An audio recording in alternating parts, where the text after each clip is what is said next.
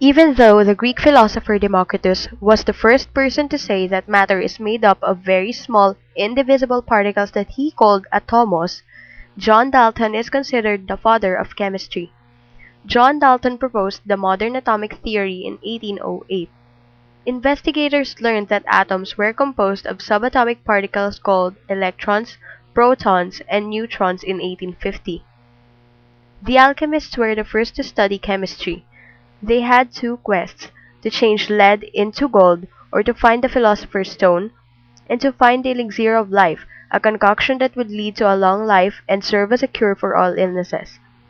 The alchemists discovered many processes, elements, and chemical compounds in the Middle Ages, even though alchemy was a mixture of science, medicine, magic, and religion. They discovered the elements hydrogen and phosphorus, alcohol and gunpowder, and the processes of filtration, evaporation, and distillation. Organic chemistry, the study of carbon compounds, was discovered in 1828 with the synthesis of urea and aspirin. Batteries were introduced in 1860. The first alkaline dry cell battery was produced in 1949. The alkaline battery was a significant development because of its compact size, use at wider range of temperatures, and the delivery of a constant voltage over a longer period of time. There were only four elements during Aristotle's time: air, fire, water, and earth. Dmitri Mendeleev developed a classification system for the elements called the periodic table in 1869. Even though only 69 elements were known when he developed this classification system, the periodic table allowed him to predict undiscovered elements and their properties. The Curies discovered radioactivity in 1912, which led to the development of nuclear reactors to produce electricity and the nuclear arsenal in the 1940s. The discovery of radioactivity along with X-rays in 1895 resulted in the formation of nuclear medicine, which is used for diagnosis and treatment of cancer. Superconductors and nanotechnology were discovered in 1986.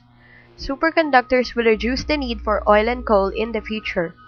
It will be used to provide self-propelled rail cars and ships and to power electric vehicles traveling on electrified roads.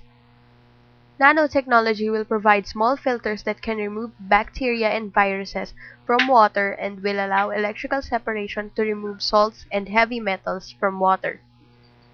Nanotechnology will allow the world to make use of wasted water resources because these filters and separation mechanisms will be cheap ways to purify water.